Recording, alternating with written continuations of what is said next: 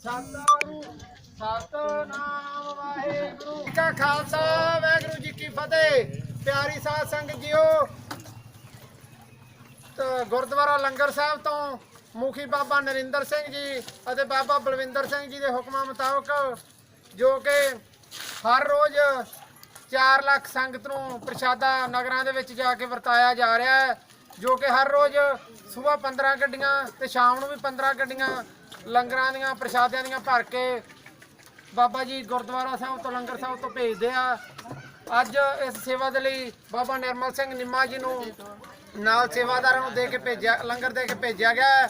ये बहुत वड्डा उपराला। आप सारियां संगतां नूं बेनती है, आप भी जस खट्टो।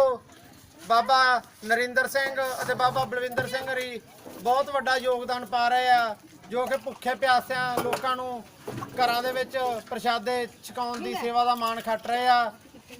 वाहेगुरु जी का खालसा वाहेगुरु जी की फतेह। वाहेगुरु जी का खालसा वाहेगुरु जी की फतेह। ਸਿੰਘ जी आप जी दीक्षा नगर गाँव ਦੇ ਵਿੱਚ दर्शन कर रहे हो। महापुरुषों के वालों भेजा होया संगत नूं जल पानी छका के गुरु के सेवादार वंड रहे ने। वाहिगुरु जी का खालसा वाहिगुरु जी की फतेह।